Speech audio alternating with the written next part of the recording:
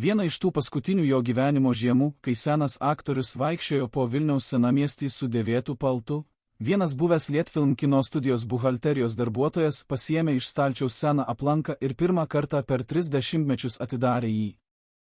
Lapai buvo pageltę, kraštai sutrupėję, tačiau skaičiai juose buvo aiškus ir negailestingi.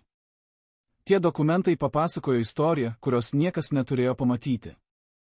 Juose buvo surašyta, kokie honorarai buvo skirti aktoriui, suvaidinusiam daugiau nei 70 filmų. Aktoriaus, dėl kurio bilietai į teatrą išpirkdavo savaitę į priekį. Aktoriaus, kurio veidą žinojo visas sovietinis pasaulis, nuo Maskvos iki Taškento. Ir šie dokumentai parodė kažką neįtikėtino. Pasak tų dokumentų, pinigai buvo. Dideli pinigai. Tačiau, kaip tvirtina buvęs darbuotojas, jie niekada nepasiekė jo rankų. Kur jie dingo? Kas juos paėmė? Ir kodėl žmogus, kurio nuotrauka kabėjo ant visų Lietuvos kultūros namų stendų, mirė be cento kišenėje?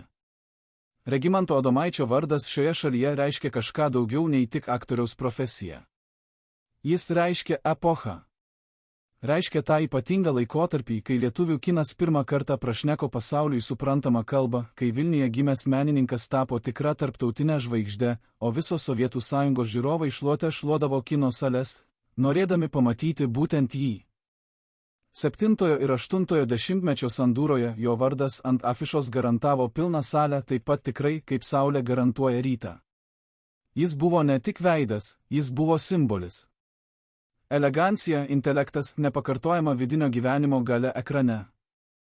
Žmonės stovėdavo eilėse valandas, tik norėdami sėdėti tamsoje ir žiūrėti į jį. Bet už šio simbolio slypi istorija, kurios niekas neskubėjo pasakoti. Istorija apie tai, kas iš tiesų vyksta, kai sistema paverčia žmogų produktu, kai jo talentas tampa biurokratinė eilutė apskaitinėme žurnale, kai kiekvienas kadras ekrane reiškia kažkieno kito praturtėjimą, bet ne jo paties. Šiandien pirmą kartą kalba žmonės, kurie tą sistemą matė iš vidaus. Žmonės, kurie turėjo tuos dokumentus rankose. Žmonės, kurie dešimtmečiais tylėjo, bijodami pasekmių, o dabar, po tiek metų, nusprendė, kad tiesa yra svarbesnė nei baimė. Ir ši tiesa yra šokiruojanti. Pirmiausia, reikia suprasti, koks iš tikrųjų buvo šis žmogus tais savo šlovės metais, kad galėtum suvokti, kokio masto buvo tai, kas įvyko. 1970 metai. Regimantas Adomaitis jau ne tik Lietuvos, bet visos sąjungos žvaigždė. Jo vaidmuo Vytauto Žalakevičiaus filmų cikle, jo darbas su geriausiais to laiko režisieriais. Tai nebuvo eilinis aktorius, gaunantis eilinį atlyginimą. Tai buvo fenomenas. Kino kritikai Maskvoje rašydavo apie jį kaip apie unikalų reiškinį, aktorių, kuris gali tik žiūrėti į kamerą ir tuo sukurti daugiau nei kitas sukuria pusvalandžio monologų. Vilniaus akademinėme dramos teatre jo pasirodymų dienomis kasos langelis užsidarydavo per kelias valandas po atidarymo. Žmonės važiuodavo iš Kauno, iš Klaipėdos, iš Šiaulių, tik norėdami pamatyti Adomaitį scenoje. Viena iš tų dienų teatro administratorė, sena moteris, kuri tuomet buvo dar visai jauna darbuotoja, dabar prisimena tuos laikus su nepaprastu jauduliu. Ji sakė, kad dirbti tame teatre tuomet reiškia kasdien liudyti stebuklą. Ir ji buvo viena iš pirmųjų, kurie pastebėjo tai, ko neturėjo pastebėti. Bet apie tai, kiek vėliau. Svarbiausia suprasti, dėl jo talento buvo daroma neįtikėtinai daug pinigų. Kino studijos uždirbo. Teatras uždirbo. Sistema uždirbo. O pats aktorius? Jis gaudavo tai, ką jam leisdavo gauti. Štai čia prasideda tikroji šios istorijos dalis, ir ji prasideda nuo žmogaus, apie kurį labai mažai kas žino. Buvęs Lietfilm kino studijos darbuotojas, dirbęs planavimo ir finansų skyriuje 70-ame dešimtmetyje ir dar ilgai po to, sutiko papasakoti tai, ką matė, tik su sąlyga, kad bus minimas tik jo pareigų pavadinimas, ne pavardė. 30 mečius jis nešiojosi šią žinią savyje. 30 mečius jam buvo nejauku, kai per televiziją pamatydavo Adomaičio veidą ekrane. O prieš keletą metų jis nusprendė, kad nebenori mirti, niekam nepasisakęs. Jo pasakojimas prasideda nuo to, kaip sovietinėje sistemoje iš viso buvo tvarkomi aktorių honorarai. Tai nebuvo taip paprasta, kaip gali pasirodyti. Nebuvo taip, kad studija nufilmuoja filmą, o paskui tiesiog sumoka aktoriui į rankas sutartą sumą. Visa procedūra buvo daug sudėtingesnė, daug labiau susiraizgiusi ir kiekviename tos procedūros žingsnyje buvo galimybė pinigams tiesiog sumažėti. Tarsi vanduo, tekantis per įtrūkusį vamzdį, kas žino, kiek jo lieka iki pabaigos. Pirmiausia, studija sudarydavo sutartį. Sutartyje būdavo nurodyta suma, tačiau ši suma retai kada buvo galutinė. Buvo dar vadinamieji koeficientai, papildomi tarifai, priklausantis nuo filmo kategorijos, nuo aktoriaus kūrybinio rango, nuo daugybės kitų veiksnių, kuriuos spręsdavo ne pats aktorius, o studijos direktorius kartu su kinematografijos komiteto pareigūnais Maskvoje. Ir jei studijos direktorius nuspręsdavo, kad filmas, sakykime, patenka į žemesnę kategoriją, nors ir visi matė, kad jis yra aukštos kokybės kūrinys, honoraro suma automatiškai sumažėdavo. Formaliai. Teisėtai. Pagal visas taisyklės. Tai tik pirmasis žingsnis. Buvęs finansų skyriaus darbuotojas papasakojo, kaip pats savo akimis matė, kaip buvo tvarkomi Adomaičio honorarų dokumentai. Jis nesiryžta sakyti, kad tai buvo tyčinis vagystė. Žodis vagystė sovietiniai sistemai netinka, nes viskas buvo daroma pagal instrukcijas. Bet faktinis rezultatas buvo toks pat. Pasak jo, egzistavo neformalus susitarimas tarp studijos vadovybės ir kultūros ministerijos pareigūnų. Populiariausi, labiausiai paklausi aktoriai ir Adomaitis čia buvo pirmoje vietoje, turėjo tam tikrą neoficialią prievolę. Dalį savo pajamų jie tarsi skolindavosi sistemai. Nes sistema davė jiems šlovę. Sistema davė jiems galimybę dirbti. Sistema davė jiems viską. Skamba absurdiškai. Bet tokia buvo tikrovė. Ir tas finansų skyriaus darbuotojas sako, kad iki šiol yra viena detalė, kuri jam negali neduoti ramybės. Konkrečiai dėl Adomaičio, dėl kelių jo filmų 80-ame dešimtmetyje, buvo surašyti 2 skirtingi aktų egzemplioriai. Vienas, kurį turėjo pasirašyti pats aktorius, ir kitas, kuris keliaudavo į aukštesnės institucijas. Šie 2 dokumentai skyrėsi. Skaičiai juose nebuvo vienodi. Ir skirtumas nebuvo mažas. Bet kas tas buvęs biurokratas, gebantis kalbėti tik apie dokumentus? Ar jis tikrai žinojo visą tiesą? Ar buvo kažkas, kas matė dar daugiau, kas matė ne biure, o šalia paties aktoriaus, tose vietose, kur biurokratai neina? Štai čia į istoriją įžengia kitas liudytojas. Ir šio liudytojo žodžiai skamba kur kas asmeniškiau. Daugiau nei 30 metų jį tylėjo. 30 metų eidavo pro teatrą, kuriame kadaise dirbo, ir greitindavo žingsnį, tarsi norėdama praeiti greičiau, nepamatyti afišų, neprisiminti.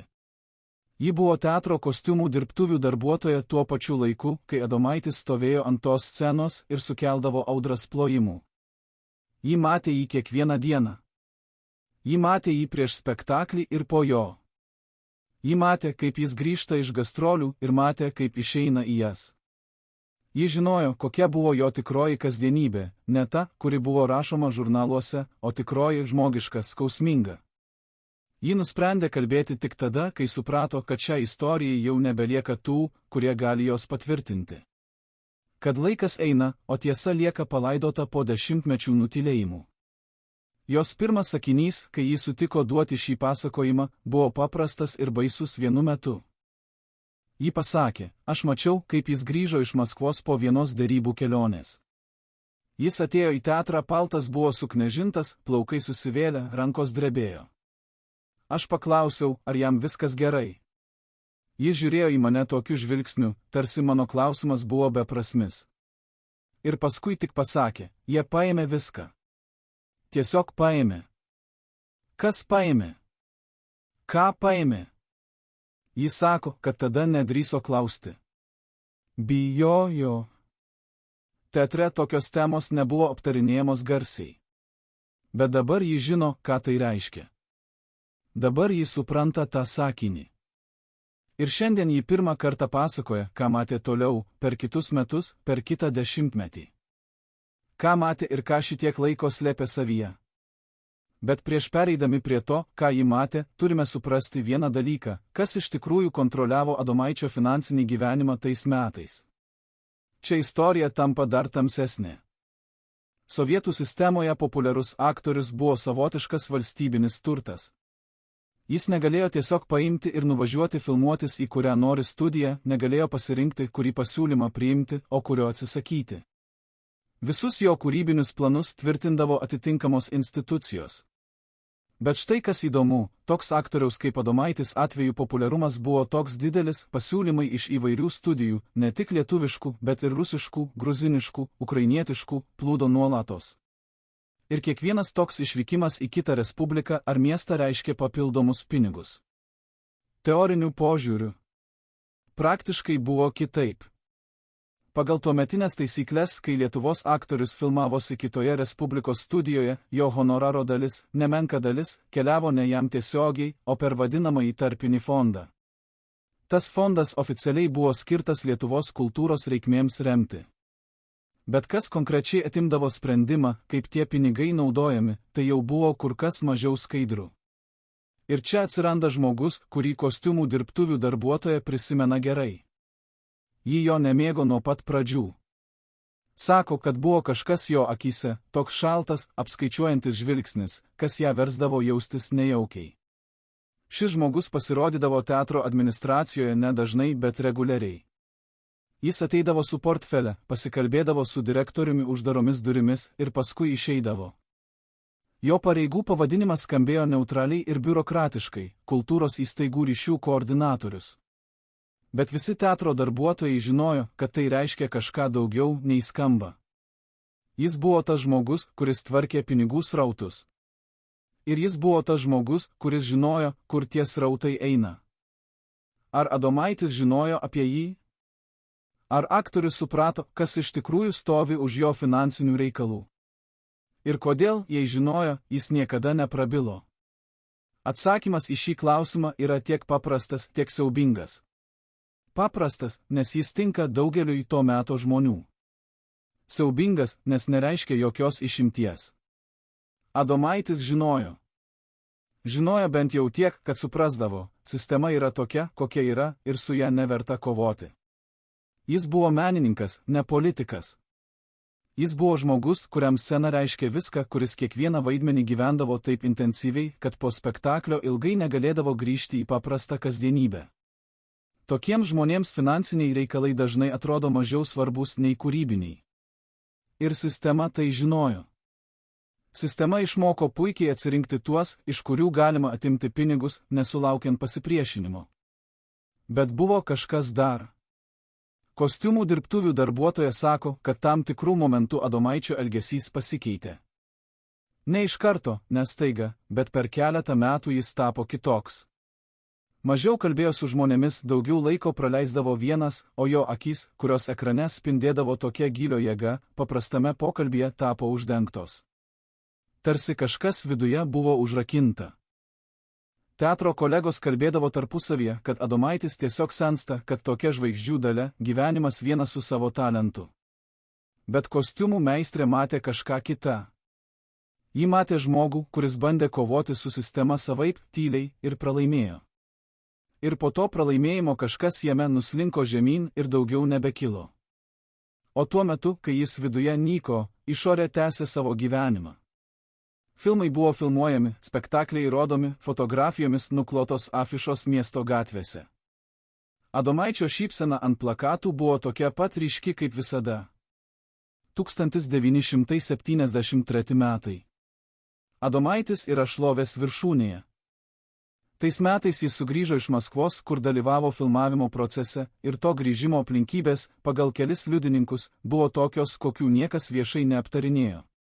Jis grįžo su beveik tuščiomis kišenėmis, nors Maskvos studija mokėjo honorarą, kuris pagal to meto standartus buvo labai solidus. Buvo spalio mėnuo.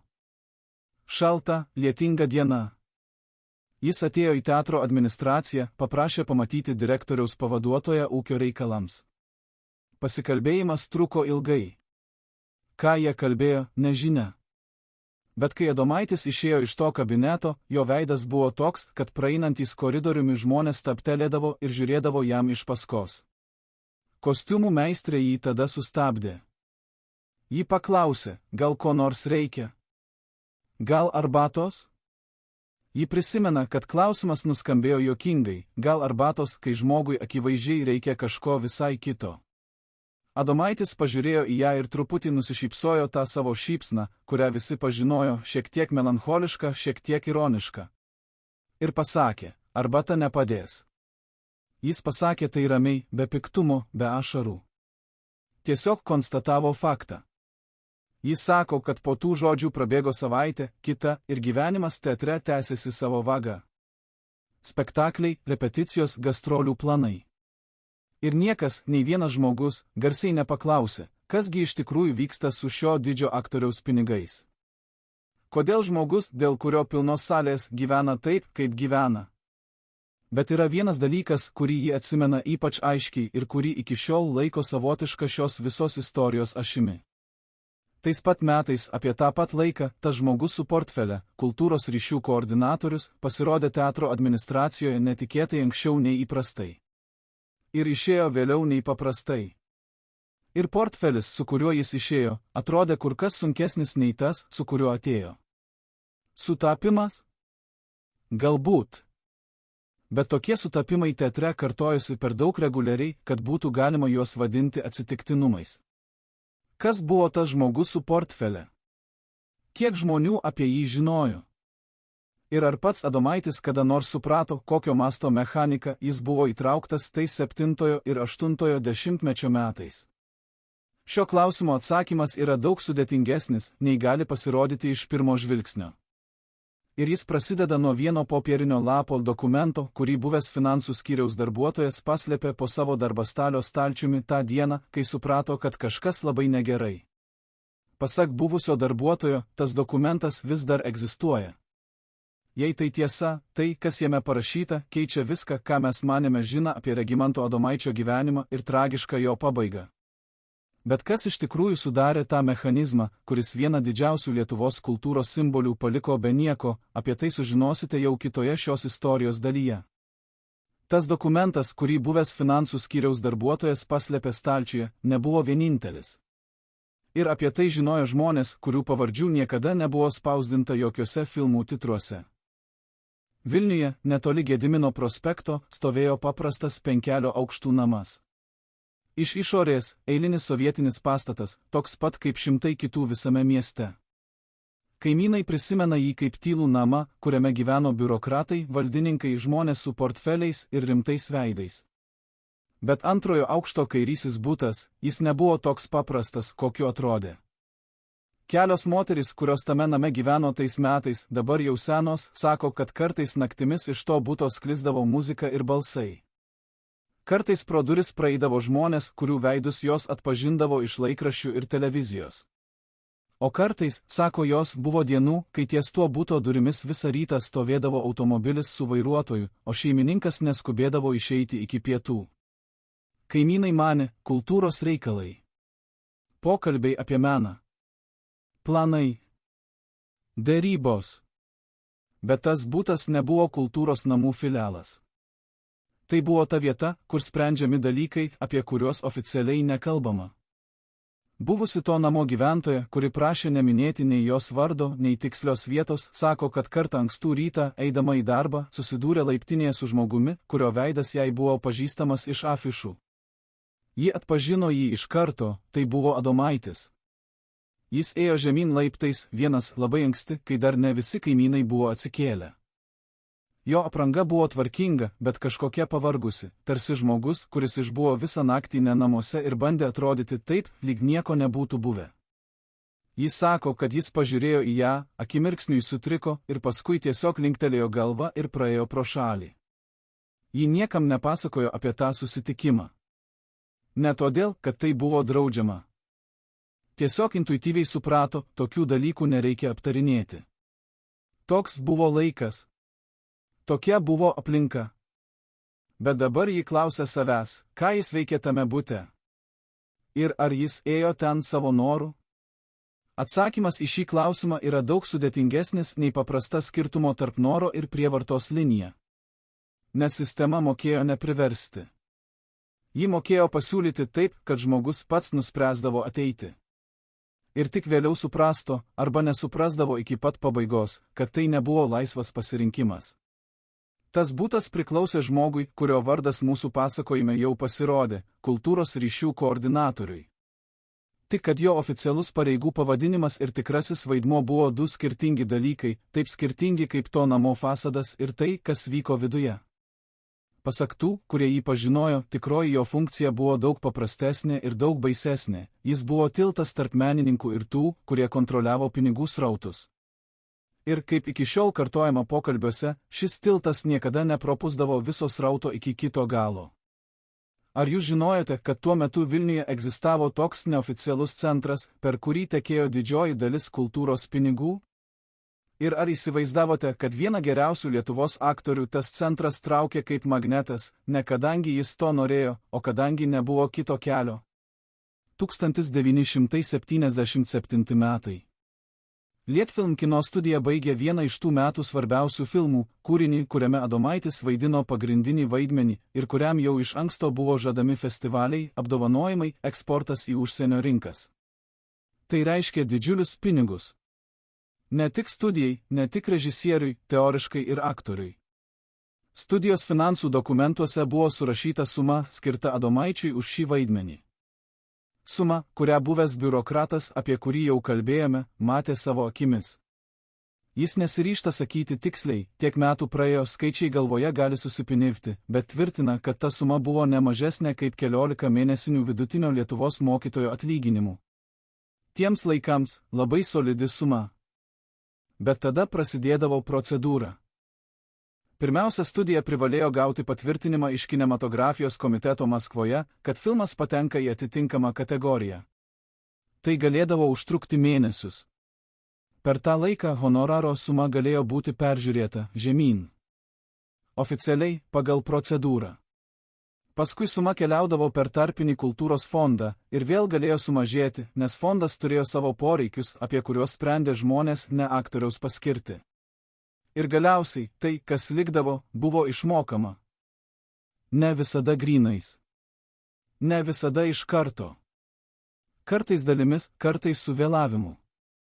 Buvęs darbuotojas kalba ir apie dar vieną detalę, kurią jis vadina nesąžiningumu, kuris buvo tolygų vagystei, nors teisiškai to niekaip nepavadinsi. Kai aktorius pasirašydavo aktą, kad honorarą gavo, jis dažnai pasirašydavo dar neturėdamas visų pinigų rankose. Buvo tradicija, tarsi avanso patvirtinimas. Bet visa kita pasirodydavo vėliau. Arba nepasirodydavo. Ir jau pasirašytas dokumentas reiškia, kad formaliai viskas apmokėta. Toks buvo mechanizmas. Paprastas, elegantiškas ir absoliučiai nepeikšlės iš sistemos požiūrio. Adomaitis, pasak buvusio darbuotojo, šio mechanizmo detalių galbūt ir nežinojo iki smulkmenų. Bet rezultatą jautė. Jautė kiekvieną kartą, kai po filmavimo turėdavo grįžti į teatro gyvenimą, žinodamas, kad pinigų, kurie turėjo jo laukti, nėra ir nebus. Jautė, kai turėjo skaičiuoti, ar pakaks iki kito mėnesio. Žvaigždė, bet neturtingas žmogus. Pats ryškiausias veidas Lietuvos kine, bet ne laisvas žmogus. O štai kas labiausiai slegia buvusi darbuotoja ir kas jam neleidžia ramiai miegoti net po tiek dešimtmečių, jis turėjo galimybę kalbėti. Bent vieną kartą, bent su vienu žmogumi, kuris galėjo ką nors pakeisti. Bet tylėjo. Nes sistema mokė tylėti taip pat natūraliai, kaip mokykla moko skaityti. Jei būtų kalbėjęs tais metais, ar tai kažką būtų pakeitę? Ar sistema tiesiog būtų sumalusi ir jį, ir tą žmogų, kuriam bandė padėti? Gal ir taip. Bet jis niekada nesužinos, nes tų žodžių, kuriuos reikėjo pasakyti 1977 metais, jis nepasakė. O jūs, ar patys būtumėte kalbėję, žinodami, kuo tai gali baigtis? Dabar tenka pasakyti apie dokumentą. Apie tą patį lapą, kurį buvęs finansų darbuotojas paslėpė stalčiuje ir apie kurį jau užsiminėme. Nes be šio dokumento visa ši istorija galėtų atrodyti kaip atsiminimų mozaika, gyva, skausminga, bet be aiškaus centro. Dokumentas yra kontrakto priedas. Tiksliau, vienas iš tų dvigubo egzemplioriaus lapų, apie kuriuos buvo kalbama. Jis surašytas kaip patvirtinimas, kad tam tikra suma buvo pervestasi aktoriui Regimantas Adomaitis vardu. Suma, ir čia buvęs darbuotojas kalba labai tiksliai, nes šį lapą jis matė ne vieną kartą, buvo nurodyta kaip visiškai išmokėta. Nemaža suma užrašyta 5 skaitmenimis rubliais su atitinkamais parašais ir antspaudais. Bet tame pačiame stalčiuje, greta šio lapo, yra kitas dokumentas. Tai teatro kasos apskaitos fragmentas iš to paties laikotarpio. Ir pagal tą fragmentą aktoriui faktiškai išmokėta suma yra beveik 3 kartus mažesnė nei ta, kuri nurodyta patvirtinime. 3 kartai. 3 kartai mažiau nei tai, kas oficialiai buvo patvirtinta kaip gauta. Buvęs darbuotojas sako, kad šis skirtumas jam nieko nepaaiškina, nes jis negali žinoti, kur dingo tarpinė suma. Galbūt ji tikrai keliavo per fondą ir buvo panaudota kultūros reikmėms. Galbūt kažkam kitam. Jis nežino. Jis tik žino, ką matė savo akimis. Ir šis skirtumas jam atrodo pakankamai reikšmingas, kad kalbėtų apie jį po tiek metų. Tai ne teismo salė ir ne kaltinimas konkrečiam žmogui. Bet tai popierius su skaičiais, ir tie skaičiai kalba patys už save. O toliau prasideda ta istorijos dalis, kurios buvęs finansų darbuotojas nematė. Jos negalėjo matyti iš savo kabineto. Ja matė žmonės, dirbę arčiau paties aktoriaus. Ir vienas iš jų, vienas, apie kurį Adomaičio gyvenimo tyrinėtojai beveik niekada nekalba, dabar prabyla pirmą kartą. Šis žmogus dirbo Adomaičio labai arti, tiek profesiškai, tiek kasdieniškai. Jis žinojo ne tik apie pinigus. Jis žinojo apie sutartis, apie susitarimus, apie tuos momentus, kai aktorius buvo verčiamas pasirašyti dokumentus, kurių turinio jam niekas iki galo nepaaiškino.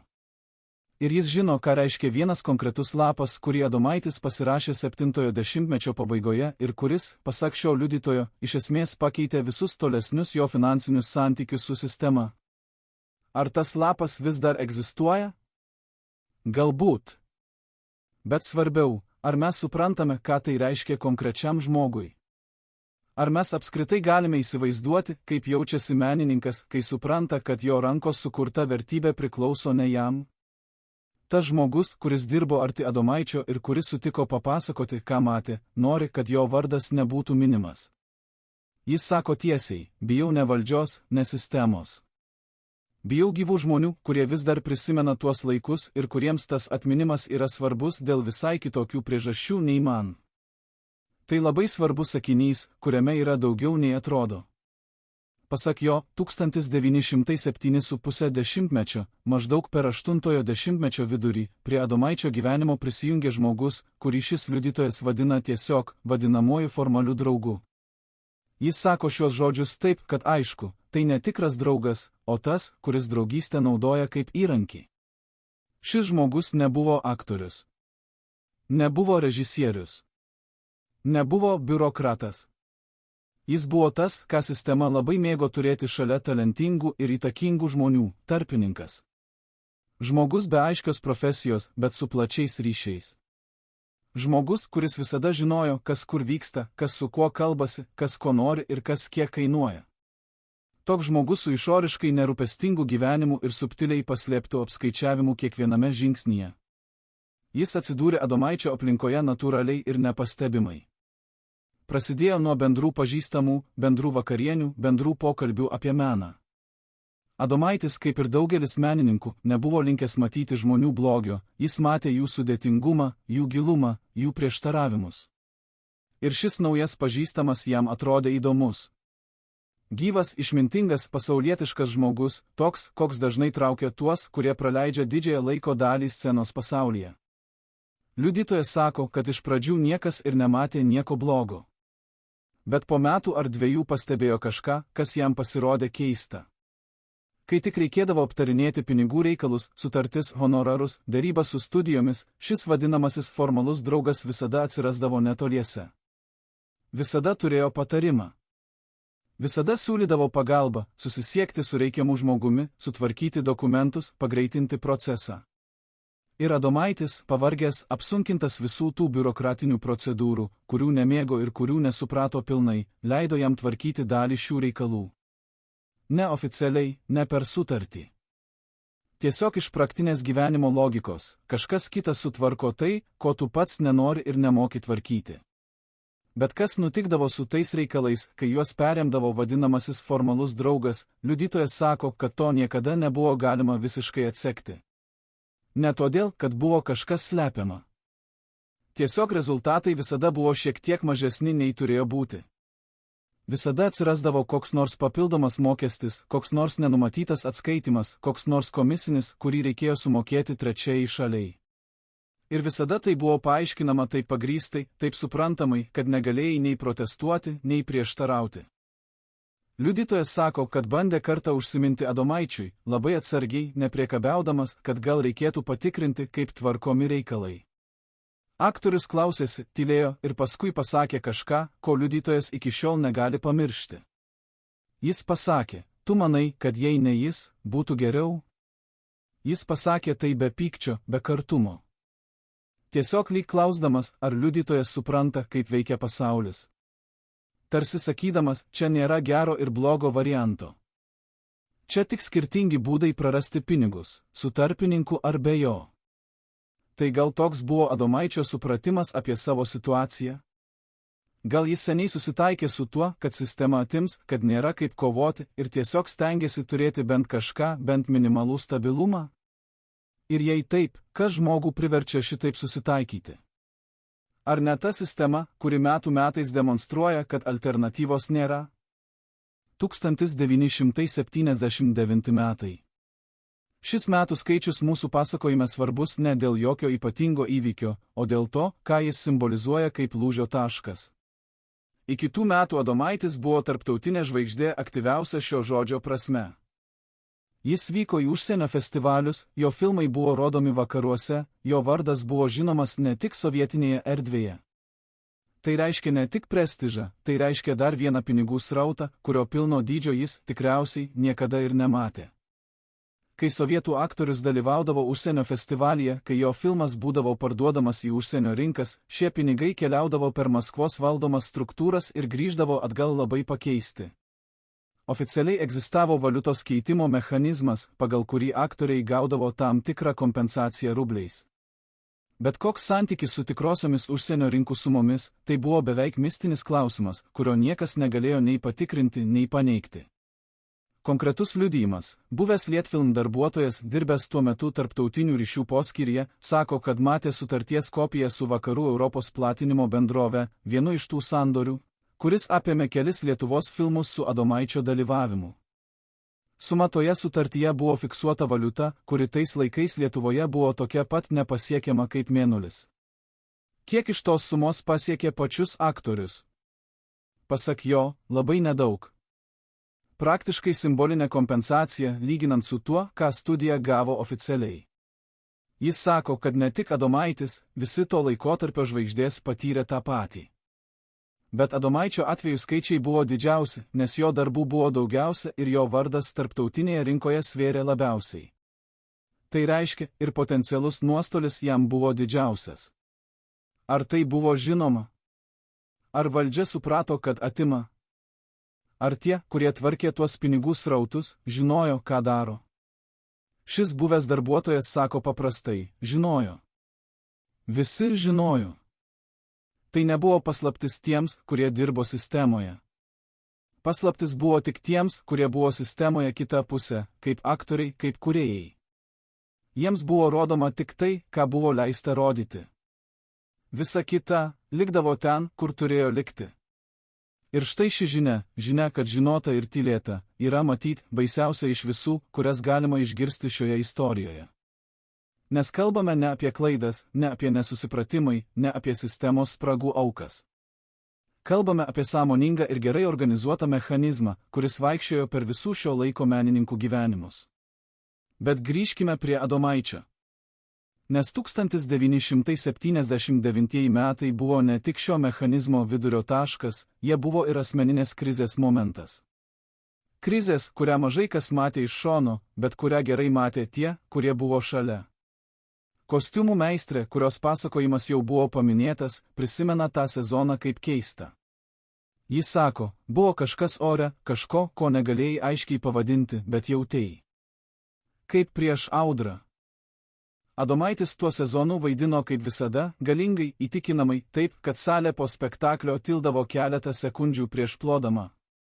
Jis sako, kad toks klusmas prieš plojimus – tai didžiausias įvertinimas, nes tai reiškia, kad žiūrovai vis dar gyvena tame, ką matė, ir jiems reikia momento, kad sugrįžtų atgal.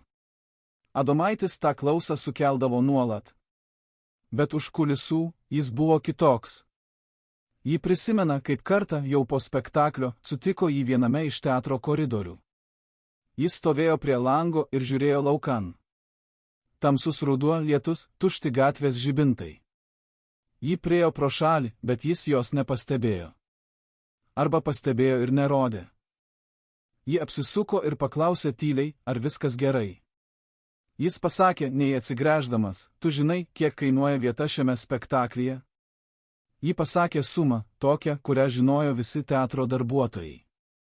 Jis tyliai linkstelėjo ir po momento pasakė, o tu žinai, kiek iš to pasiekė mane? Ji neatsakė. Nes nežinojo. Ir matė, kad jis nelaukia atsakymo. Jis tiesiog pasakė tai garsiai, sau, orui, lietui pro langą. Ir ji iki šiol galvoja apie tą momentą. Apie žmogų, kuris stovi tamsaus rudens naktį teatro koridoriuje ir skaičiuoja, kiek žmonių moka, kad jį matytų, ir kiek jam lieka iš to mokėjimo. Bet ši scena turi tęsinį, ir tas tęsinys yra daug reikšmingesnis, nei pasirodytų iš pirmo žvilgsnio. Nes tą patį vakarą, praėjus kiek laiko po to koridoriaus pokalbio, ji pastebėjo dar vieną dalį, kurios nenorėtų būti mačiusi ir kurią dabar papasakoja pirmą kartą. Vėlai vakare, kai didžioji dalis teatro darbuotojų jau buvo išėję, ji liko tvarkydama kostiumus po spektaklio. Ir išgirdo balsus viename iš mažesnių kambarių, tokio kambario, kuris formaliai buvo skirtas administraciniams susitikimams, bet kuriame visi žinojo, kad kartais vyksta pokalbiai, apie kuriuos geriau nieko neklausti. Ji neklausė, bet balsus girdėjo. Ir vienas iš tų balsų, Adomaičio balsas, kurį ji atpažintų iš tūkstančio, nebuvo ramus. Jis buvo pavargęs ir savyje sudribęs, tokia intonacija, kuri nepyksta, bet yra pačiame nusivylimo dugne. Kitas balsas tas, kurį ji taip pat pažinojo, nes tai buvo tasai koordinatorius su portfele, tas pats žmogus iš Gedimino prospekto buto, apie kurį jau kalbėjome, kalbėjo tyliai ir ramiai. Tokiu balsu, kuris visada kalba tyliai ir ramiai, nes žino, kad ramumas yra jėga. Ji negirdėjo žodžių. Tik intonacijas. Ir intonacijos pasakė jai visą, ką reikėjo žinoti. Kada po to buvo galima kalbėti apie tai garsiai? Ir ar kada nors ateina toks momentas, kai tylėjimas tampa nebeįmanomas? Yra vienas dalykas, kurį žino visi, kurie ilgai dirbo su tuo laiku, su tomis struktūromis, su tais žmonėmis. Sistema neveikia tik per dokumentus ir atskaitimus. Sistema veikia ir per žmones. Per tuos, kurie stovėjo tarp meno ir pinigų ir mokėjo šių dviejų pasaulių kalbomis. Ir tokio tipo žmonės, kaip tas koordinatorius, kaip tas vadinamasis formalus draugas, paprastai turėdavo vieną paprastą silpnybę – jie nebaigdavo. Jie niekada negalėdavo pasakyti, štai, dabar gana. Jie visada rasdavo kitą aktorių, kitą srautą, kitą santykį, kurį buvo galima panaudoti. Todėl Adomaičio istorija nėra tik vieno žmogaus istorija. Ji yra istorija apie sistemą, kuri buvo pritaikyta savo laikui ir savo tikslams, ir apie tai, kaip talentingiausi tos sistemos žmonės tapdavo būtent tuo, kuo sistema labiausiai naudojosi, šaltiniais, iš kurių galima seikėti.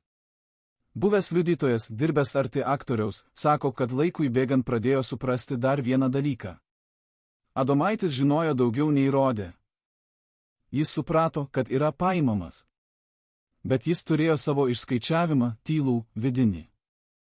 Jis manė, kad kol kuria, kol vaidina, kol yra reikalingas, jis yra saugus. Pinigai praeina pro pirštus, bet darbas lieka. Filmai lieka. Vaidmenys lieka. Tai buvo jo pasirinktas santykis su tuo, kas vyksta. Ir toks santykis, giliai žmogiškas, giliai menininko, yra turbūt tragiškiausias šios visos istorijos elementas. Nes jis rodo ne žmogų, kuris nesuprato. O žmogų, kuris suprato ir nusprendė, kad menas yra svarbesnis nei kova. Ar jūs manote, kad jis buvo teisus? Ar tokia sąmoninga auka dėl kūrybos gali būti pavadinta drąsa, ar tai vis dėlto kito žodžio verta?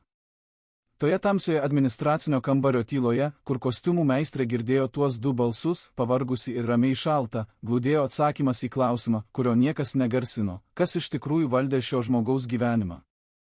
Ir atsakymas buvo paprastas, kaip visi tikrai baisūs dalykai. Vienas iš teatro technikos darbuotojų, dirbęs scenos aptarnavimo skyriuje nuo 70-mečio vidurio iki nepriklausomybės paskelbimo, papasakojo apie daiktą, kurį rado atsitiktinai ir kurį laikė pas save beveik 30 metų. Jis sako, kad nebuvo tikras, ar kada nors apie tai kalbės. Bet kai suprato, kad liudytojų vis mažiau, o istorija gali tiesiog išnykti, nusprendė, turi. Toks nedidelis, aptrintais kampais lapas. Plona biuro popieriaus rūšis, kokią naudodavo administracija jau antrojo egzemplioriaus kopijoms. Ant jo sumuštų mašinraščio raidžių eilutės, kelios ranka įrašytos sumos ir 2 parašai. Jis rado šį lapą krentantį iš aplanko, kurį kažkas paliko suoluke prie scenos administratoriaus kambario durų. Aplankas buvo sujauktas, tarsi trauktas skubomis, ir šis lapas tiesiog iškrito. Jis pasiėmė jį, pažvelgė ir suprato, kad laiko rankose kažką, ko nereikėtų turėti. Tame lape buvo surašyta suma, kuri pagal nurodytą datą turėjo atitikti Adomaičio honorarą už vieną konkretų darbų laikotarpį. Suma buvo didelė. Bet šalia, ranka įrašyta, stovėjo kitas skaičius, mažesnis. Ir žemiau, eilutė, kurią jis iki šiol atmintinai žino ir kuris skamba kaip techninė biurokratinė formuluotė, bet iš tikrųjų reiškia labai konkretų dalyką. Ta eilutė sakė, kad dalis sumos yra rezervuota kultūrinio fondo atsarginiam biudžetui pagal koordinatoriaus patvirtinimą. Koordinatoriaus. To paties žmogaus. Parašas apačioje nebuvo Adomaičio parašas. Buvo kito žmogaus, kurio pareigų pavadinimas turėjo rodoti, kad jis tik tarpininkauja. Tik padeda. Tik tvarko. Technikos darbuotojas sako, kad tas lapas vis dar yra. Pas jį namuose, senam voke. Jis jo niekaip nenaudojo ir niekam nerodė tiek metų ne dėl to, kad bijojo. O dėl to, kad nesuprato, kam ir kur šį lapą reikia nešti. Kam tai rūpėtų? Kas klausytų? Bet dabar šis lapas egzistuoja. Ir jis, pasak šio liudytojo, keltų rimtų klausimų oficialiai versijai, kad honorarai buvo tvarkomi skaidriai, pagal visas taisyklės, o jei ir buvo atskaitymai, tai sisteminio pobūdžio lygus visiems. Nes šiame lape matoma individuali ranka, individualus sprendimas, individualus parašas. Tai ne sistema. Tai žmogus, kuris nusprendė. Kas buvo tas žmogus? Ir ar jis žino, kad tas lapas vis dar egzistuoja? Galbūt labiausiai sutrikdantis dalykas šioje visoje istorijoje yra ne pinigų dingimas, tai šiaip ar taip buvo ta epocha, ta sistema, toks laikas. Sutrikdantis dalykas yra tai, kas nutiko po to, kai ta sistema pradėjo byrėti. 8-ojo dešimtmečio pabaiga. 9-ojo pradžia. Sąjungoje ėmė drebėti pamatai ir žmonės, kurie puikiai valdė senąją tvarką, skubiai mokėsi naujoje. Bet Adomaičiui šis laikotarpis nebuvo išgelbėjimas, jis buvo kažkas kito. Jis buvo momentas, kai visos tos metais besikaupiančios nesąžiningos operacijos atvedė prie logiškai neišvengiamo rezultato. Jo finansinė padėtis iki 9-ojo dešimtmečio pradžios buvo tokia, kad artimiausi žmonės pradėjo tai matyti atviromis akimis. Kolega iš teatro, dirbęs kartu daugelį metų ir prašęs neminėti pavardės, sako, kad 9-ojo dešimtmečio pradžioje buvo momentų, kai Adomaitis ateidavo į teatrą su tokia išraiška, kokia nebūna žmogaus, kuris tiesiog yra pavargęs arba neišsimiegojęs. Tai buvo tam tikros rūšies susitelkimas, tokia vidinė gniūžtė žmoguje, kuris žino, kad jo padėtis sunki ir kuris nusprendžia nerodyti to kitiems. Tas kolega sako, jis niekada nesielvartavo viešai. Niekada nesiskųsdavo. Tai buvo jo charakterio savybė – išlaikyti orumą. Bet kartais, labai retai, kai abu būdavo vienu, po repeticiją, per pertrauką, kai teatro koridorius būdavo tuščias, jis leisdavosi kalbėti. Ir tada girdėdavosi tikrasis jo balso tembras. Ne tas sceninis, kuris galėjo užpildyti didelę salę. Kitas, tylus, bičiuliškas, labai paprastas. Jis kartą pasakė šiam kolegai, žinai, kas juokingiausia? Visą gyvenimą vaidinau žmonės, kurie kažko siekė, kažką laimėjo arba prarado. O pats gyvenime niekada neturėjau nei to siekimo, nei to laimėjimo jausmo. Buvo tik darbas. Ir paskui jokio darbo vaisiaus. Jokio darbo vaisiaus. Žmogaus, per kurio vaidmenų jėga buvo daroma didelė vertė, skaičiuojama ne meno, o gryno ekonominio racionalizmo kalba. Kolega sako, kad tą dieną norėjo paklausti, bet kodėl? Kodėl nekovojo? Kodėl nesurinks visų faktų, nesikreips pas advokatą, neieškojo teisingumo? Bet nepaklausė. Nes ir pats žinojo atsakymą, nes tai buvo sistema, prieš kurią advokatai negalėjo nieko padaryti. Nes dokumentai buvo tie, kurie buvo oficialūs. Nes parašai žemiau aktų buvo tie, kuriuos reikėjo turėti. Nes kitas egzempliorius, su kitais skaičiais, buvo ten, kur niekas neieškodavo.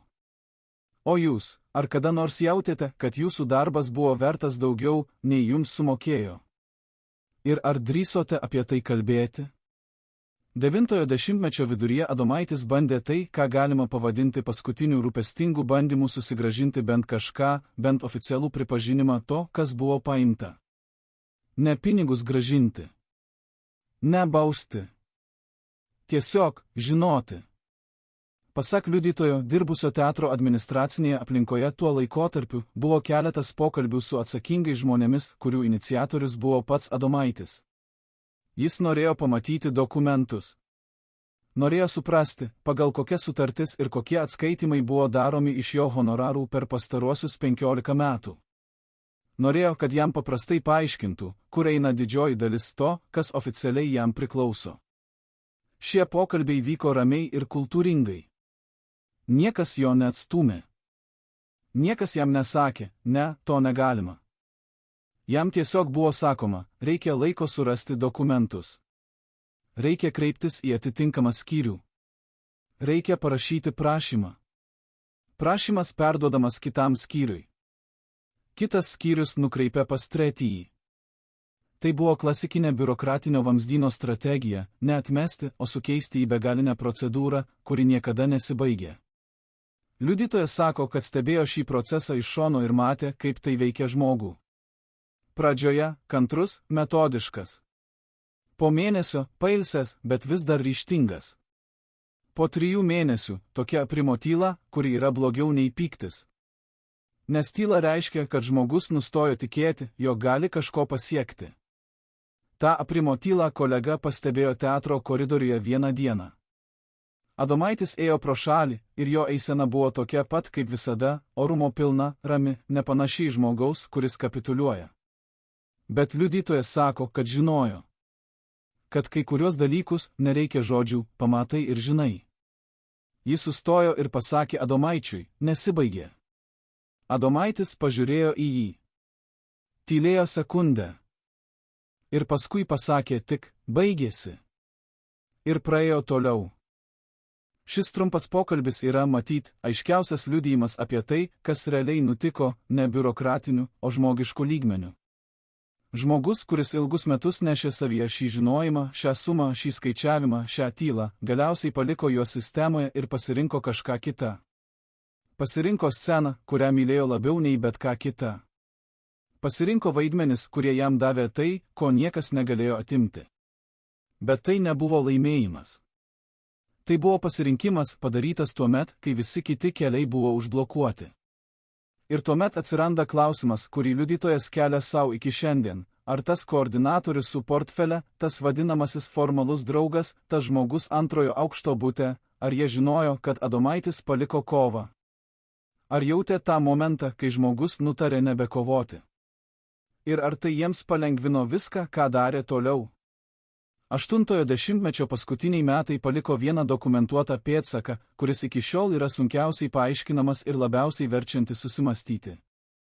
Keletas žmonių, dirbusių tuo metu su tarptautiniais studijų reikalais, liudija, kad buvo konkretus laikotarpis, maždaug nuo 77 iki 80 metų, kai Adomaičio dalyvavimo tarptautinėse koprodukcijose apimtis ėmė mažėti. Ne todėl, kad pasiūlymų nebuvo. Priešingai, pasiūlymų buvo. Jis buvo žinomas vakarų festivalių aplinkoje, jo vardas atpažįstamas. keletas vakarų Europos gamintojų domėjosi galimybę. Bet pasak kai kurių to meto žmonių, kaskart toje procedūroje, kur turėjo būti duotas sutikimas, sutikimo neatsirasdavo. Buvo sakoma, sveikatos apribojimai. Arba aktoriaus asmeninis atsisakymas. Arba neatitikimas studijos planams. Buvęs tarptautinių ryšių darbuotojas sako, kad žinojo bent 2 konkrečius atvejus, kai pasiūlymas iš užsienio partnerių buvo gautas, užregistruotas viduje ir sustabdytas. Neatmestas oficialiai. Sustabdytas. Padėtas į stalčių. Ir sustabdytas reikšdavo tą patį kaip atmestas, tik be formalaus atsisakymo laiško, kuris galėtų palikti pėdsaką. Kodėl taip atsitiko? Šiuo klausimu liudytojai išsiskiria. Vienas mano, kad buvo tam tikrų politinių priežasčių, Adomaitis tuo metu buvo per daug matomai lietuviškas, o tai ne visada atitiko oficialią Maskvos liniją.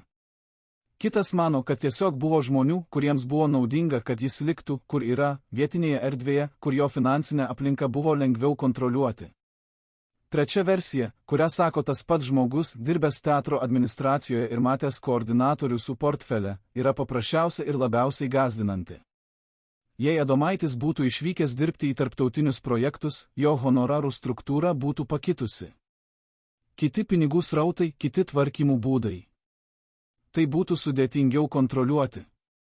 Lengviau jį laikyti čia, kur viskas pažįstama, kur mechanizmas veikia kaip gerai sutepta mašina. Ar tai tiesa? Įrodyti neįmanoma. Bet faktas, kad pasiūlymai buvo ir kad jie buvo sustabdyti, tai liudijama ne vieno žmogaus. Ir štai čia pasirodo tas elementas, kuris šiai istorijai suteikia kitą spalvą. Ne tik pinigų klausimas. Ir karjeros klausimas. Klausimas apie tai, kas sprendė, kur šis žmogus gali eiti, ką daryti, su kuo dirbti. Ir kas sprendė tai ne dėl meno, ne dėl kultūros, ne dėl Lietuvos kinematografijos gerovės, o dėl kažko, kas nebuvo susiję nei su menu, nei su kultūra. Ar galima tai pavadinti kontrolę?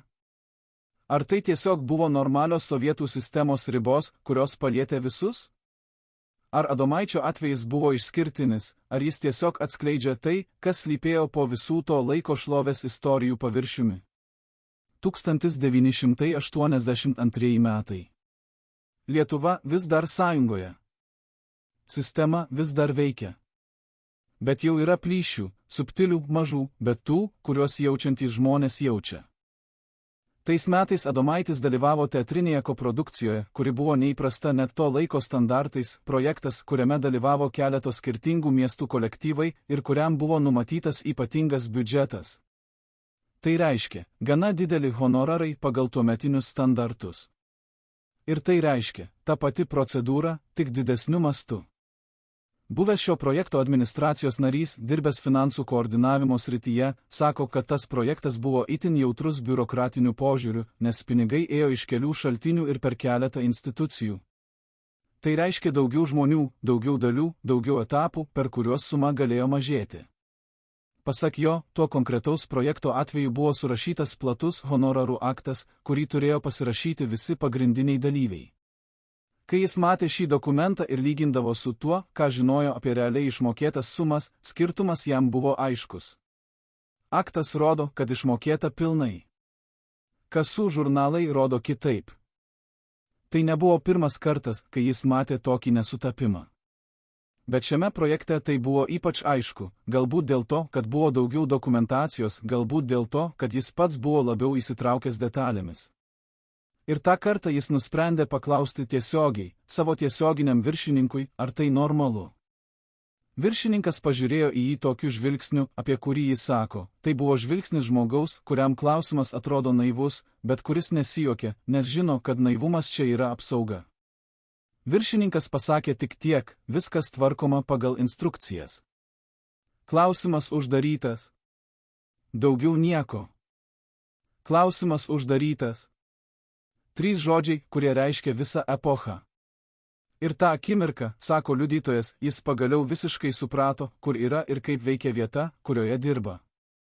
Pagaliau suprato, kad žinoti ir kalbėti yra 2 visiškai skirtingi dalykai. Kad žinantys žmonės yra visur. Kad kalbantys daug rečiau. Jis liko dirbti. Nes nebuvo kur eiti. Nes sistema buvo visur. Nes toks buvo laikas. Bet tas dokumentas, aktas, kuriame nurodyta pilnai išmokėta suma, jis jį prisimena ir dabar. Ir dabar, po tiek metų, sako, jei tas aktas kada nors būtų palygintas su kasų žurnalais to paties laikotarpio, tai pasakytų visą istoriją be jokio papildomo komentaro. Ar tie žurnalai vis dar egzistuoja? Ar jie buvo išsaugoti, ar sunaikinti? Ir ar kas nors kada bandė juos ieškoti?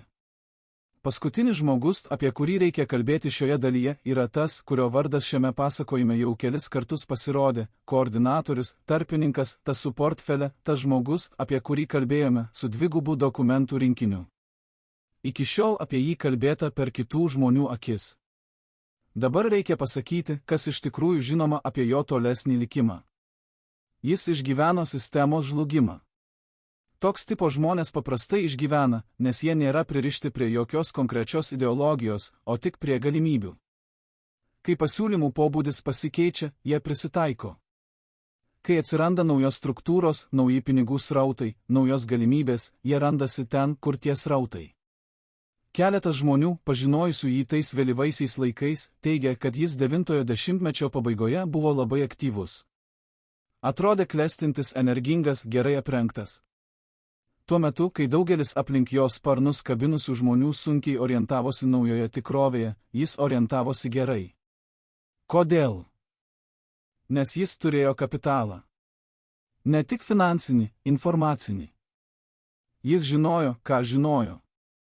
Žinojo, kaip buvo tvarkomi dokumentai. Žinojo, kur yra skirtingi egzemplioriai. Žinojo, kieno parašai yra kur ir toks žinojimas, tinkamai naudojamas, yra stabili valiuta. Ar jis naudojo šį kapitalą? Liudytojai nėra vienareikšmiai. Vienas sako, taip, naudojo atvirai kaip derybų įrankį.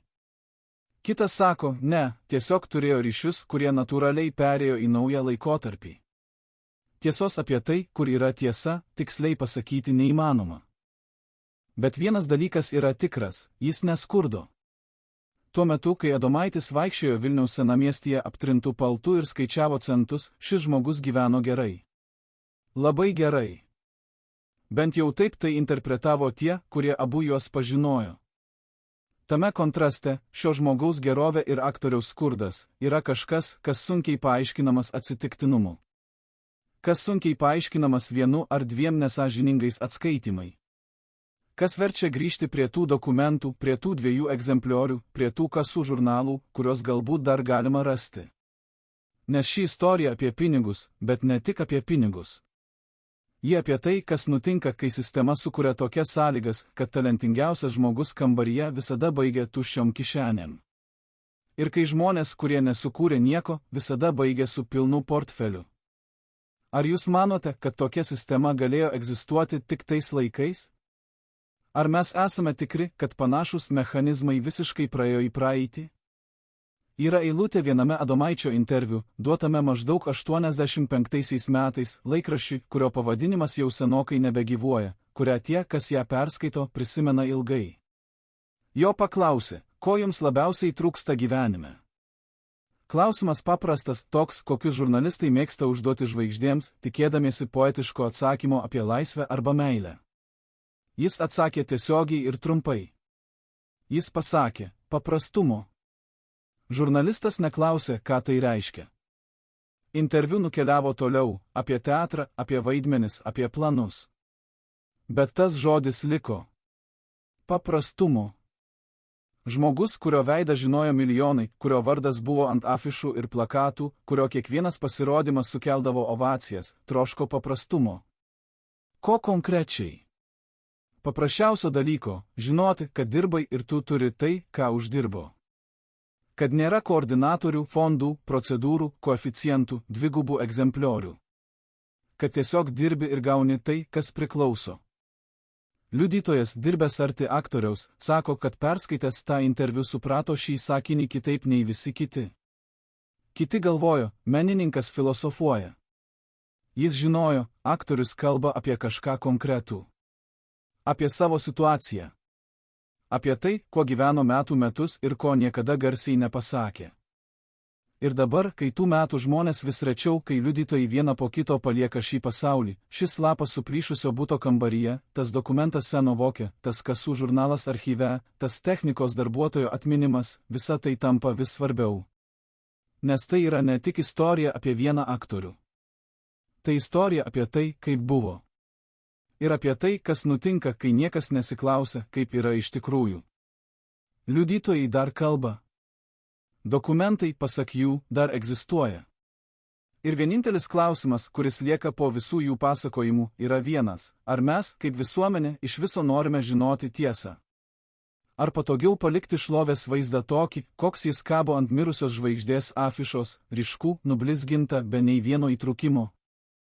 Vienas teatre dirbęs gydytojas, ne ligoninės medikas, o tas, kuris teatro sveikatos kabinete vedė aktyvios trupės sveikatos korteles ir atlikdavo privalomuosius patikrinimus, dabar jau labai senas žmogus, sėdintis prie savo buto lango ir žiūrintis į gatvę, kuri per tiek dešimtmečių tapo visiškai kita. Jis ilgai nenorėjo kalbėti. Sakė, gydytojo pareiga – paslaptis. Bet paskui pridūrė tyliai, tačiau mano pareiga yra ir sąžinė. Jis kalba apie tai, ką matė Adomaičio medicininėje kortelėje tais 80-ojo dešimtmečio metais, faktus, kurie jam iki šiol atrodo kaip sunkiausiai paaiškinamas šios visos istorijos elementas. Ne dokumentų klausimas, ne honorarų mechanizmas, o tai, kas vyko fiziškai su tuo žmogumi tuo metu, kai jis rodėsi salėms, rinko plojimus, važiavo į gastrolius ir toliau vaidino lyg niekas nebūtų buvę. Nes tuo metu, kai afišos tebeliudijo šlovę, Adomaičio organizmas tyliai kovojo su kažkuo, apie ką teatro vadovybė žinojo daugiau, nei turėjo leisti savo žinoti, pasak keleto to meto liudytojų. Gydytojas sako, kad buvo konkretus laikotarpis, jis nesiryžta sakyti tikslaus metų skaičiaus, bet tvirtina, kad tai buvo antroje 80-ojo dešimtmečio pusėje, kai Adomaičio sveikatos rodikliai buvo tokie, kad medicinos etikos požiūriu buvo rimtas pagrindas rekomenduoti ilgesnę pertrauką nuo intensyvaus darbo. Jis nekalba apie grėsmingą diagnozę, tik apie tai, kad kūnas siuntė aiškius signalus, kurių ignoruoti buvo neatsakinga. Šis gydytojas parengė rekomendaciją. Oficialų dokumentą surašytą pagal visas taisykles su savo parašu ir datos žyma. Ir tas dokumentas dingo. Ne metaforiškai dingo, fiziškai dingo iš bylų. Kai jis po kelerių metų ieškojo savo paties surašytų dokumentų tam tikram laikotarpiui, kelių lapų kortelėje trūko. Būtent tų, kuriuose buvo jo rekomendacija. Visi kiti buvo vietose, eiliniai profilaktiniai patikrinimų rezultatai, standartiniai aktai. Bet rekomendacija išnyko. Kas ją paėmė? Šiuo klausimu gydytojas sako tiesiai, nežino tiksliai. Bet žino, kad teatre tuo metu buvo žmogus, administracijos žmogus, glaudžiai susijęs su tuo pačiu koordinatoriumi, apie kurį jau esame kalbėję, kuris turėjo prieigą prie tarnybinių bylų. Ir kuris puikiai žinojo, kad jei gydytojo rekomendacija bus oficiali, jei Adomaičiui bus paskirta pertrauka, teatras praras savo brangiausią turtą keliems mėnesiams. O tokia pertrauka reikštų mažiau spektaklių, mažiau bilietų, mažiau pajamų. Ir mažiau tų diskretiškų pinigų srautų, kurie iš tų pajamų tekėjo į žinomas vietas. Gydytojas sako, kad po to, kai dokumentas dingo, jis buvo pakviestas į pokalbį su teatro direktoriaus pavaduotoju. Pokalbis buvo mandagus, taktiškas, kultūringas. Bet jo prasmė buvo labai aiški – gydytojo pareiga – rūpintis artistų sveikata, o ne trukdyti meno procesui administracinėmis kliūtimis. Jis suprato. Ir daugiau tokių rekomendacijų nerašė. Ar suprantate, ką tai reiškia? Žmogus, kurio kūnas reikalavo sustojimo, buvo vedamas toliau, ne iš savo paties ambicijų, ne iš noro. Jis buvo vedamas todėl, kad sustojimas kainuotų tam tikriems žmonėms pinigų.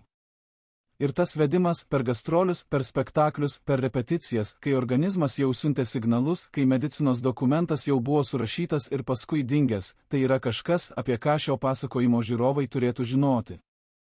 Nes tai nėra sistemos abstrakcija. Tai yra konkretus sprendimas, kurį priėmė konkretų žmonės. O jūs, ar galite įsivaizduoti, kad jūsų darbovietė slėptų informaciją apie jūsų sveikatą, tam, kad galėtų jūs toliau eksploatuoti? Bet ne vienas gydytojas žinojo. Ir čia atsiranda ta istorijos dalis, kuri yra pati tamsiausia, ne dėl to, kad buvo vieni pikti žmonės, o dėl to, kad buvo keli žmonės, kiekvienas matė savo dalį ir visi kartu nutylėję. Tai yra kur kas blogiau nei vienas nusikaltimas. Tai yra kolektyvinis sutarimas tylėti. Buvo mažiausiai 5 žmonės, kurie vienu ar kitu laiku žinojo realią Adomaičio situaciją kompleksiškai, ir finansinę, ir fizinę, ir tą, kas su juo vyksta. 5 žmonės, kurie galėjo kalbėti vienas su kitu, arba su pačiu aktoriumi, arba su bet kuo, kas galėtų ką nors pakeisti. Pirmas, tas finansų skyriaus darbuotojas, matęs dvigubus dokumentus. Antras, teatro administracijos žmogus, žinojęs apie koordinatoriaus ryšius ir jų pobūdį. Trečias, gydytojas, parašęs ir praradęs rekomendaciją. Ketvirtas, liudytojas, dirbęs arti aktoriaus ir girdėjęs tuos 2 balsus tamsiame kambaryje. Ir penktas, koordinatorius pats, kuris žinojo viską. Pasak keleto šių žmonių, kiek vėliau, jau kai jie iš dalies vieni su kitais susikalbėjo, buvo bent vienas momentas, kai tarp jų atsirado galimybė.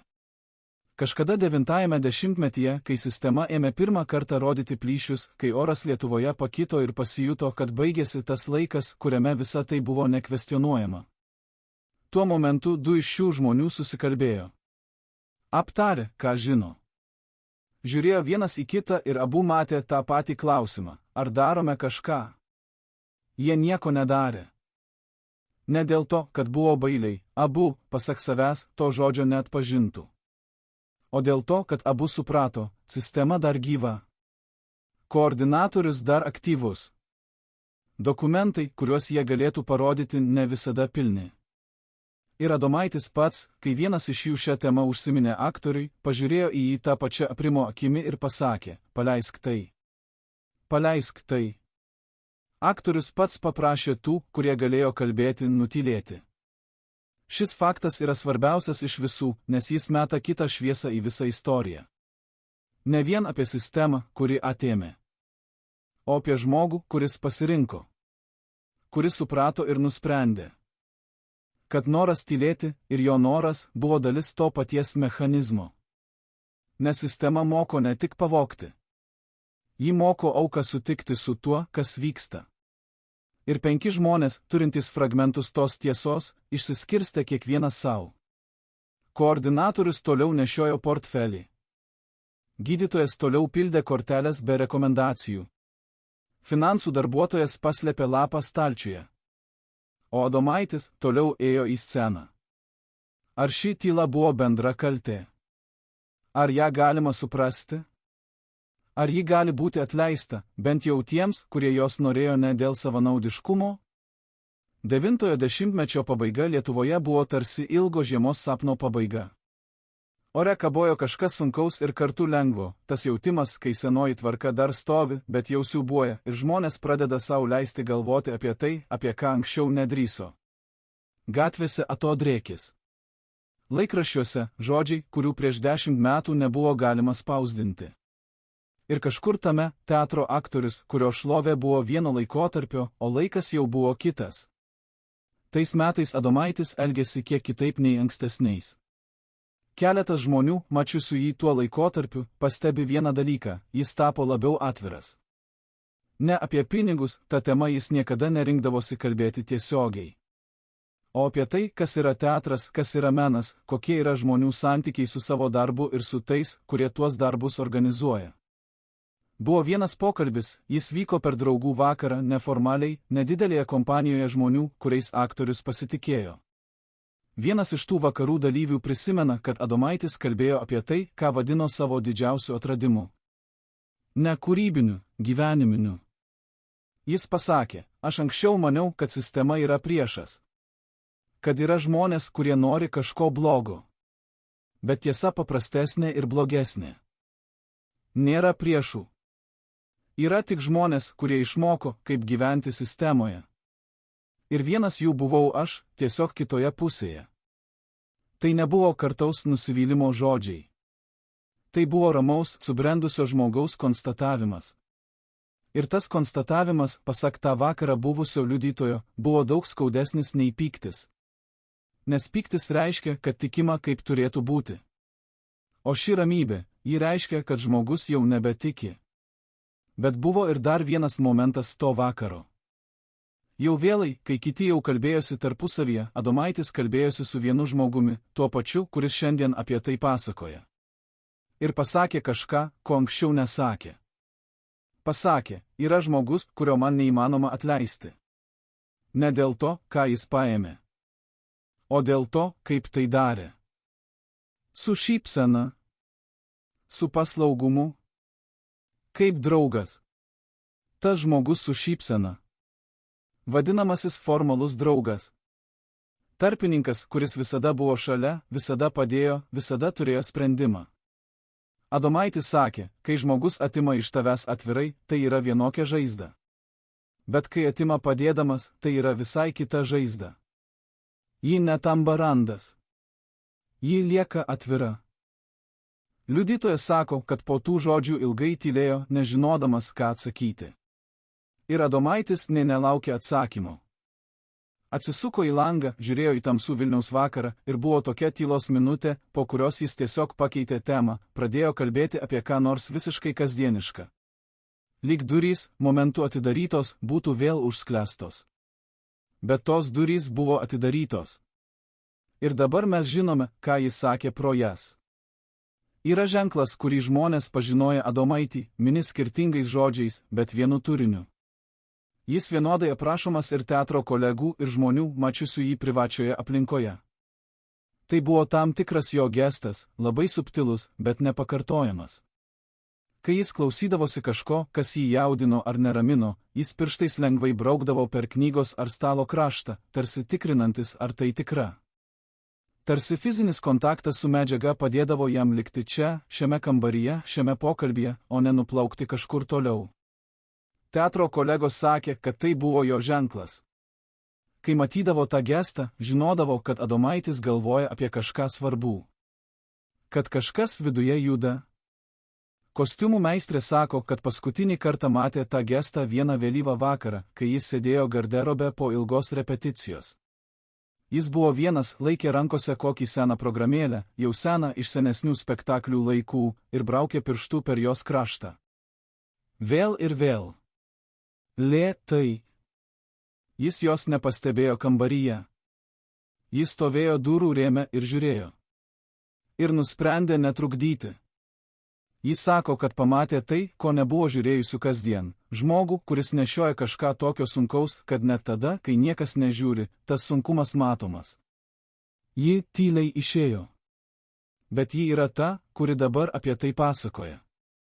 Ir jos pasakojimas yra svarbus ne dėl to, kas buvo slaptinga ar skandalinga. O dėl to, kad jis yra tiesiog žmogiška tiesa apie žmogų, iš kurio buvo imta daug, ir kuris nešiojo tą naštą taip, kad kiti beveik nematydavo. Pasak žmonių, mačiusių jį paskutiniais dešimtmečiais, jis niekada viešai nesiskųsdavo. Niekada neieškojo užuojautos. Niekada nesipasakojo visiems. Bet tas gestas, pirštas ant knygelės krašto, buvo kalbantis labiau nei bet kokie žodžiai. O tai, kas nutiko po to, kai sistema žlugo ir atsirado teorinė galimybė kalbėti atvirai, ieškoti atsakymų, reikalauti tiesos, tai yra paskutinis šios istorijos skyrius. Ir jis yra toks pat sudėtingas kaip visi ankstesni. Nepriklausomybė. Šis žodis Lietuvoje reiškia ne tik politinę tikrovę. Jis reiškia tam tikrą naują žmonių santykį su savo pačių gyvenimu, jausmą, kad dabar gali kalbėti, klausti, reikalauti. Kad praeitis nebėra užrakinta dėžutė, kurią reikia palikti rakinę ir neliesti. Kai kurie žmonės iš kultūros pasaulio tuo laikotarpiu pradėjo kalbėti apie sovietinius laikus atvirai, apie tai, kaip sistema veikė, kaip buvo tvarkomos sutartys, kaip tikroji menininkų padėtis skyrėsi nuo to, kas buvo rodoma oficialiai. Tai buvo svarbus pokalbis. Bet jis retai kada nusileisdavo į labai konkretų lygmenį, konkrečias sumas, konkrečius žmones, konkrečius dokumentus. Ir čia atsiranda paskutinė detalė, kuri šiam pasakojimui suteikia baigties formą. Koordinatorius, tas žmogus su portfele, nepriklausomybės metais persikvalifikavo. Tai tinkamas žodis, persikvalifikavo. Iš kultūros ryšių koordinatoriaus jis tapo vienu iš tų žmonių, kurie ankstyvoje nepriklausomybėje sėdėjo prie įvairių pereinamojo laikotarpio komitetų stalų, tvarkė privatizavimo reikalus, dalyvavo kultūros institucijų reorganizavime. Žinojo, kas kur buvo. Žinojo, kas ką pasirašė. Žinojo, kur yra dokumentai.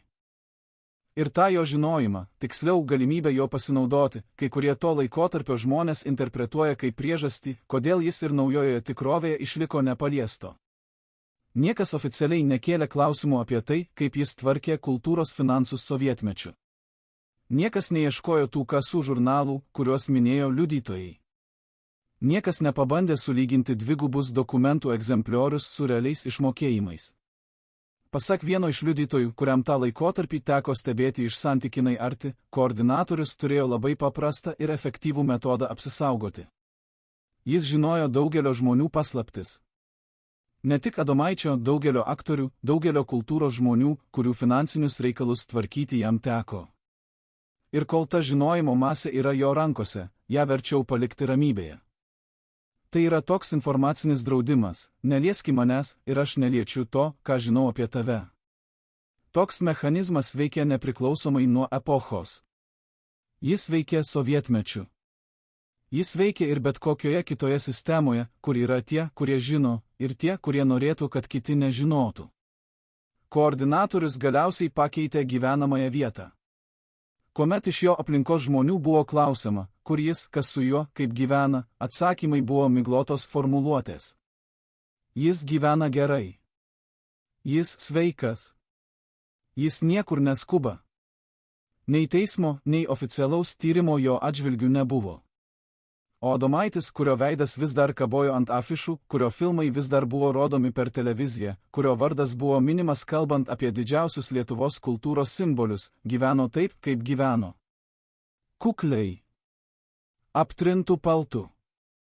Su tais patys teatro kolegais, kurie jį mylėjo ir kurių meilė buvo tikra, tik jos nepakako sumokėti sąskaitų. Jis paliko šį pasaulį kaip menininkas, su visų savo talentų nepaliesto, su visų kūrybos paveldu gyvo. Bet ir su tuo, ko niekada neturėjo turėti, tuščiom kišenėm po 100 filmų ir spektaklių, kurie pildė kitų gyvenimus ir kitų banko sąskaitas. Teisingumas? Oficialus? Ne. Niekas nebuvo patrauktas atsakomybėn.